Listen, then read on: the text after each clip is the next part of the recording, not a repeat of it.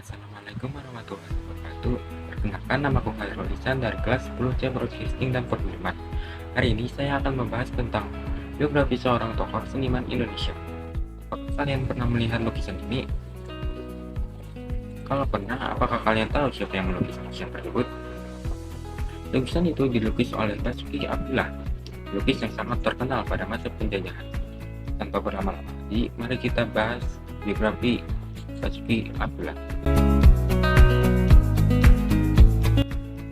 Basuki Abdullah adalah seorang master lukis Indonesia asal Surakarta yang menoreh banyak prestasi. Basuki Abdullah lahir di Sriwedari, Surakarta pada tanggal 27 Januari 1915 dari pasangan Raden Abdullah Suryo Subroto dan Raden Ngaten Ngadisa. Beliau lahir dan besar di keluarga seniman. Ayahnya adalah seorang pelukis sekaligus penari handal. Basuki Abdullah mendapat pendidikan formal di HIS dan ULO yang berada di Solo.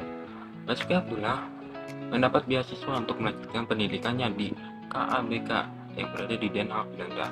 Ia menyelesaikan studinya di tahun 1936 dan mendapat penghargaan sertifikat Royal International of Art.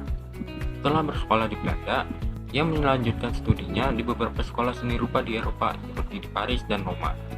Pada tahun 1939, karya yang telah ia hasilkan di Eropa dibawa ke Indonesia untuk dipamerkan.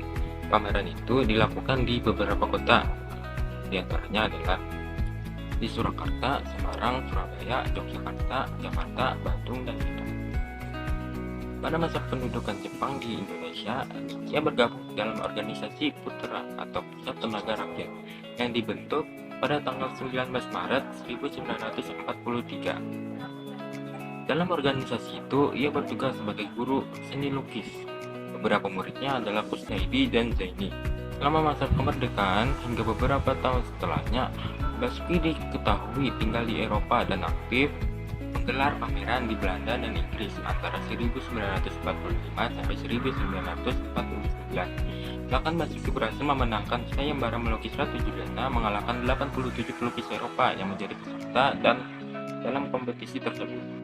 Sejak saat itu, namanya semakin mencuat. Pada 1949, dia sempat melukis Bung Hatta, MROM, dan Sultan Hamid II dalam rangka konferensi meja bundar di Den Haag, Belanda. Karya Basuki Abdullah berhasil membuat banyak pihak terkesima. Ia pun mendapat panggilan untuk melukis raja, kepala negara, dan mengadakan pameran lukisnya di beberapa negara. Setelah menghabiskan banyak waktunya di luar negeri, Basuki Abdullah kembali ke Indonesia pada 1974 dan sejak itu menetap di Jakarta. Pada 5 November 1993, Basuki ditemukan sudah tidak bernyawa di kediamannya di Cilandak, Jakarta Selatan. Basuki Abdullah meninggal karena dibunuh oleh perampok yang masuk ke dalam rumahnya. Tragisnya, dalang dibalik aksi perampokan tersebut adalah Wahyudi, mantan tukang kebunnya.